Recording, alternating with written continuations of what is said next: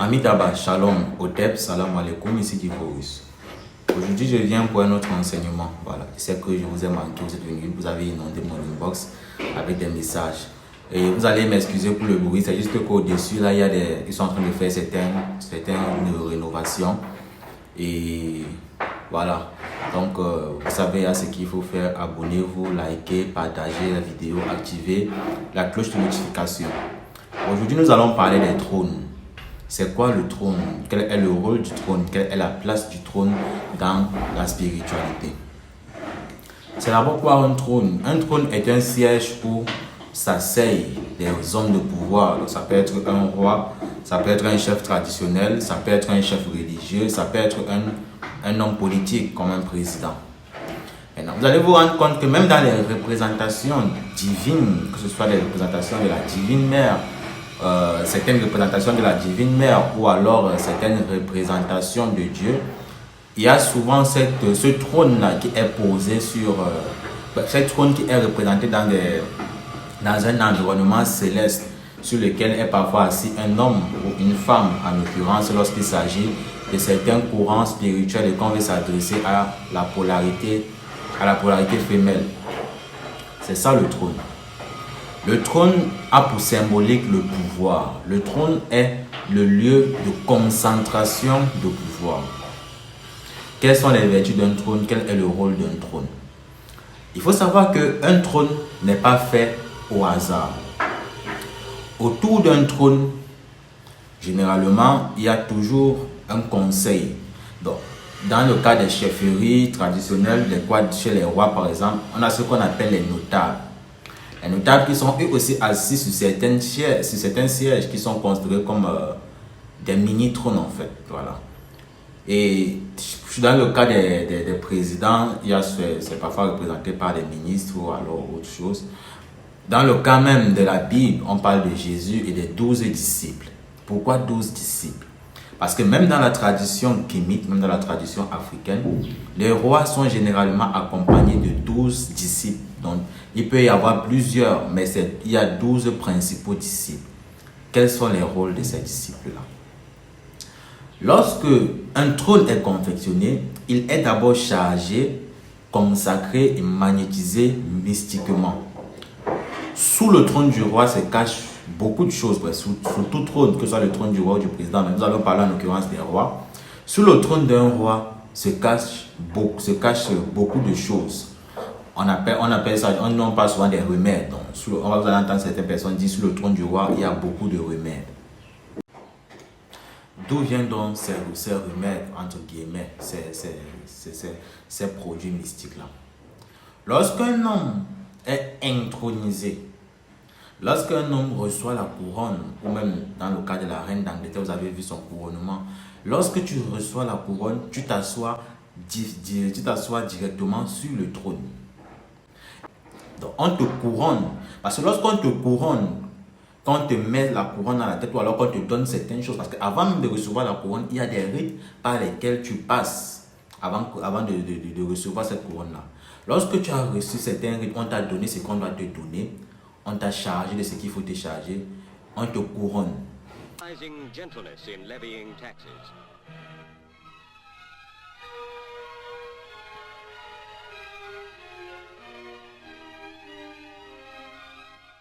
Now the royal scepter, the ensign of kingly power and justice. The rod with the dove, signifying that equity and mercy are never to be forgotten.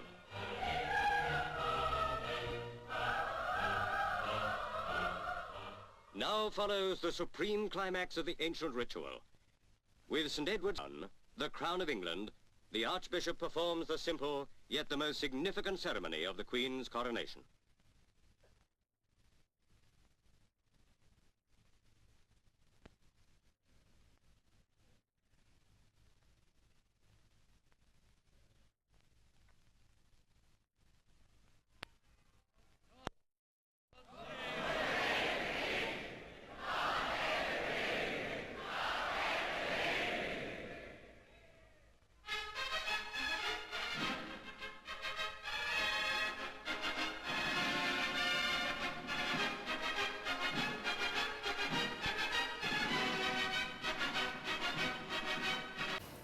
Et vous allez vous rendre compte que on vous met la couronne lorsque vous êtes assis sur le trône. Raison pour laquelle, avant le rituel de couronnement, il y a des rites par lesquels vous passez pour pouvoir supporter cette charge. Parce que quand vous êtes assis sur le trône, vous êtes assis en tant que l'héritier. Donc vous êtes assis en tant que l'héritier, donc celui qui est censé s'asseoir là. Donc ce qui veut dire qu'à cet instant où vous êtes assis et que vous n'avez pas encore reçu la couronne, que vous n'avez pas encore été intronisé, c'est à ce moment que les esprits, ce qu'il y a dans l'invisible, je ne veux pas parler de certaines choses ici, ce qu'il y a dans l'invisible juge si réellement c'était vous qui étiez destiné à vous asseoir là-bas. Dans le cas contraire, ce n'était pas vous, vous allez payer le prix cassé. C'est pendant cette fraction de seconde-là, pendant ces minutes-là, que tout se passe. Maintenant, si c'est réellement vous, tant mieux. Ce qui va se passer après ne sera que positif. Là maintenant, on vous donne la couronne. Certains trônes, certaines personnes qui s'assiedent sur certains trônes, ce n'est pas eux-mêmes qui choisissent leurs héritiers. Les initiés peuvent témoigner. Parfois, tu es initié, tu veux peut-être que ce soit ton troisième fils ou alors ta fille qui hérite de tout ton ventre, mais on te dit non. De l'autre côté, on te dit non, c'est pas ta fille, c'est plutôt tel enfant. Il y en a plein d'exemples comme ça. Il y a plein d'initiés qui sont là, mais ce n'était pas eux qui avaient été choisis par les pères, mais heureusement ou malheureusement pour eux, les esprits les avaient choisis, donc ils étaient obligés de s'asseoir là. Donc, c'est comme ça donc que se passe le couronnement. Pendant ces minutes, ou alors cette fraction de seconde, vous êtes assis sur le trône et que vous n'avez pas encore été intronisé, que vous n'avez pas encore été couronné, on va dire ça comme ça, vous n'avez pas encore été couronné. Pendant cette fraction de seconde, si ce n'est pas votre place, vous-même vous allez subir. C'est de ça qu'il est question. Donc, rien n'est fait au hasard. Ce trône, dans le cas des traditions kémites, recèle à lui seul les pouvoirs des différents peuples, bon, dans le cas des peuples, dans le cas des Bamoun, par exemple, chez nous, il y a différents villages et plusieurs chefs, mais il y a le chef suprême, le roi des Bamoun, qu'on appelle le sultan. Mais il y a plusieurs chefs. Donc le trône recèle, le trône concentre à lui seul la puissance de ces différents peuples, de ces différents mini-peuples-là. Donc même le cas du siège présidentiel, vous allez vous rendre compte qu'avant l'intronisation d'un nouveau président, avant qu'il ne s'asseye sur le fauteuil présidentiel, pour la première fois bien sûr, il fait d'abord des voyages parfois mystiques, ou alors ces différents chefs religieux viennent au palais présidentiel lui donner certaines choses avant qu'il ne puisse s'asseoir à la tête du pouvoir, donc sur le siège présidentiel. Donc, quand on vous a fait ces rites-là, et quand on vous a donné ce qu'il faut vous donner, que vous avez réussi à rompre, que vous avez pu rompre le pain, et vous avez bu le vin, donc vous avez mangé la chair et vous avez bu le sang. Donc, quand on parle de sang, c'est une métaphore. Comme à l'église, on vous dit, vous mangez la chair du Christ et vous buvez le sang du Christ. Donc, c'est une métaphore. Donc, quand vous avez mangé la chair et que vous avez bu le sang, là maintenant vient le rite de couronnement d'abord. On vous couronne. Après vous avoir couronné, que vous avez reçu ce pouvoir-là, là maintenant vous pouvez vous asseoir sur ce trône. Parce qu'avant de vous asseoir, il faudrait que les 12 notables qui vous accompagnent vous aient donné chacun, on dit souvent ainsi, que chacun vous ait donné une partie de son ventre. C'est ça que vous vous souvenez dans les débuts, on vous disait souvent, un homme spirituel, on ne le juge pas par rapport à son âge ou à son apparence, mais par rapport à ce qu'il a dans le ventre. Donc avant d'être roi, tous ces notables doivent te donner une partie de leur ventre pour que tu puisses supporter la charge énergétique qu'il y a sur ce trône-là.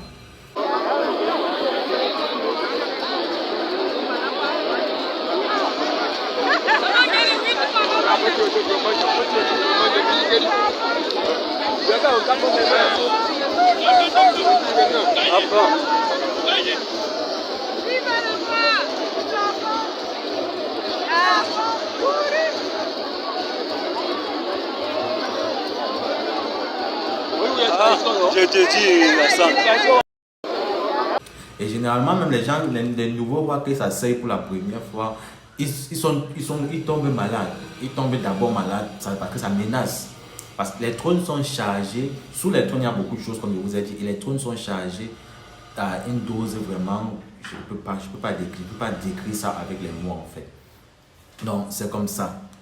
Le trône n'est pas un objet de décoration, n'est pas un objet fait uniquement pour le cérémonial. Le trône est un objet de manière mystique, donc hautement mystique en fait. Le trône est un objet très mystique. Maintenant, quel est le rôle du trône? Le trône à lui seul représente la stabilité d'un peuple. Parce que sous le trône se trouve le centre mystique de tout un peuple. Dès lors qu'on réussit à détruire le trône de ce peuple-là, le peuple est au bord de la catastrophe. D'abord, ça le rôle du trône. Le trône est, on va dire, le point central, le point d'équilibre d'un peuple. Le trône aussi sert de protection au royaume, au roi, on va dire, au roi. Parce que lorsque le roi est assis sur son trône, lorsque le président de la République est assis sur son trône, lorsque le président de la Cour suprême est assis sur sa chaise, lorsqu'un juge est assis sur sa chaise, lorsqu'un prêtre est assis sur la chaise, sur le trône de l'église, lorsque l'imam est en train de prêcher, qu'il est assis sur le trône de la mosquée, mon frère, même si tu es qui, tu ne peux rien lui faire. Même si tu as lancé quel sort, il va falloir attendre qu'il se lève de là avant que le sort ne puisse l'atteindre. Allez demander à n'importe qui va vous dire la même chose. Lorsque le pape est assis sur son trône, même si tu es qui, même si tu es quel démon, même si tous les mystiques du monde s'asseyent pour lui faire quelque chose, tant qu'il est assis sur ce fauteuil-là, et que les millions de chrétiens, les milliards de chrétiens à travers le monde ont toujours leur foi chrétienne. Donc, tant que cet égrégore est avec lui, vous ne pouvez rien lui faire. C'est d'abord ça la place du trône. Le trône sert d'abord à protéger. Maintenant, comment est-ce qu'on confectionne un trône? Un trône généralement est confectionné avec des matériaux nobles. Si un trône est fait en bois, cela ne va pas être fait avec n'importe quel bois. S'il est en fer, s'il est fait avec des métaux, ça sera généralement avec de l'or. S'il y a des pierres qui doivent orner le trône, ça sera généralement des pierres précieuses et rares. Bon, les pierres choisies ne seront pas choisies par rapport à leur valeur sur le marché. Non, ça sera par rapport à leur valeur sur le plan spirituel. C'est comme ça. Et aussi, ça sera aussi proportionnel aux énergies que ce trône doit recevoir. Maintenant, il y a des personnes, par exemple, généralement ici en Afrique, quand un enfant fuit l'héritage, quand chez nous, par exemple, plus à l'ouest, un enfant qui refuse l'héritage parce qu'il est en Europe, il ne veut pas revenir en Afrique, on l'appelle généralement, on dit, mon frère, il faut rentrer t'asseoir sur ta chaise. On avertit souvent comme ça, on dit, tu as ta chaise où tu dois t'asseoir, parce que les trônes sont proportionnels. Dans la culture africaine, là où ton père s'assoit, personne n'a le droit de s'asseoir là-bas. La chaise du père, personne ne s'assoit sur cette chaise-là. Ça, vous allez vous rendre compte, les Africains, généralement, quand ils entrent dans une maison, ils observent la chaise du coin qui est toujours seule, ils ne s'asseyent jamais là-bas. C'est déjà inné dans la mentalité des Africains. Donc, c'est une forme de trône. Cette culture est là, elle est présente, donc elle est toujours ancrée. Même dans la bourgeoisie européenne, arabe et même asiatique, les familles riches de ces différents continents-là, ils ont cette connaissance mystique. Donc, ce qui fait qu'ils respectent énormément ces règles-là. De nos jours, certaines personnes ont tendance à banaliser cela, mais quand tu t'assois sur la chaise de ton père, c'est parfois une malédiction. Si c'est que tu es censé être son héritier, ça peut être passable, mais c'est généralement, tu risques de prendre une grosse malédiction. Surtout si tu es encore le petit-fils, tu peux t'asseoir sur la chaise du grand-père. Là, alors c'est pire. Il faut faire très attention. Maintenant, les gens qui fuient l'héritage, qui fuient les successions, là, quand on t'appelle une fois, on te dit rentre, tu es le successeur, tu dois t'asseoir sur ta chaise. Mon frère, même si tu fais combien d'années, tu vas rentrer, t'asseoir sur cette chaise-là. Sinon, ce qui va t'arriver après, tu vas aller voir n'importe qui. Tu viens même dans la confrérie des mages sacrés, tu contactes tous les mages sacrés. Nous tous on s'assoit, nous on prie sur toi. On fait tout ce qu'on a fait sur toi. On va tout te dire que rentre t'asseoir sur ta chaise au village. On va toujours te dire ça. Parce que tu n'as pas le choix, tu ne peux pas éviter. Vous voyez parfois des vidéos de certains frères, qui parfois fuient la succession, qui sont arrivés au deuil de leur père. Ils fuient, ils vont se cacher parce qu'ils ne veulent pas être des successeurs, ils ne veulent pas avoir cette charge-là. Mais dès lors qu'on réussit à les arrêter et qu'on les met dans la chambre de leur père, ou alors qu'on les met dans la chambre sacrée, qu'on peut parfois appeler le lacam, ou alors, même chez les rois, par exemple, quand l'héritier veut fuir, l'héritier du roi veut fuir, bien il veut se dissimuler, quand on l'arrête, on l'amène dans cette chambre-là. Pourquoi ne fuit-il plus? Quand on l'arrête, on l'amène, il se débat. On le met dans une chambre où parfois même c'est grandement ouvert, il y a des nattes. Mais il s'assoit là, il ne parle plus. Vous ne vous êtes pas demandé pourquoi. Donc c'est comme ça. Le trône, donc je me suis un peu égaré dans mon enseignement. Le trône, ce siège-là où s'asseyent généralement des hommes de pouvoir, des chefs d'État, des rois, même des juges aussi, même des prêtres, des pasteurs, même des initiés, même des chefs de famille, ne sont pas des objets de décoration ou des objets de spectacle. Ce sont des objets qui ont une très grande portée spirituelle en fait. Donc, il faut respecter les trônes, il faut honorer les trônes. Quelqu'un qui s'assoit sur un trône, vous lui devez du respect. Même si vous êtes l'homme le plus riche du monde, vous lui devez un respect obséquieux. Voilà, vous lui devez un respect obséquieux. Vous allez voir la reine d'Angleterre, elle n'est pas si riche, mais même si Bill Gates va devant la reine d'Angleterre, il va devoir se prosterner.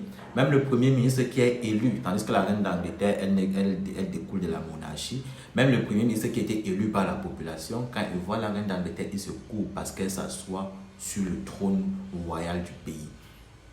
Elle seule sait elle connaît toute la charge énergétique qu'il y a sur ça. Donc, avant de s'asseoir sur ce genre de chaise, il faudrait d'abord avoir reçu certaines préparations mystiques, il faudrait avoir reçu certaines énergies, et il faudrait que ce siège vous soit destiné.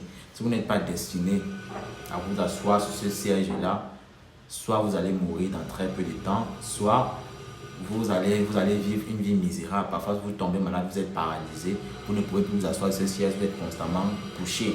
Quelqu'un d'autre s'assoit dessus à votre place, celui qui est censé s'asseoir. C'est pour ça que certains héritiers fuient le trône, parce qu'ils ont peur que le trône, que ce ne soit pas eux les réels détenteurs de ce trône, que ce ne soient pas eux les réels héritiers de ce trône. C'est de ça que je voulais vous parler aujourd'hui. Amita Bavou, Shalom Hotep, merci d'avoir regardé la vidéo. Que le Dieu Tout-Puissant vous accompagne, vous guide et vous éclaire de jour en jour, encore plus.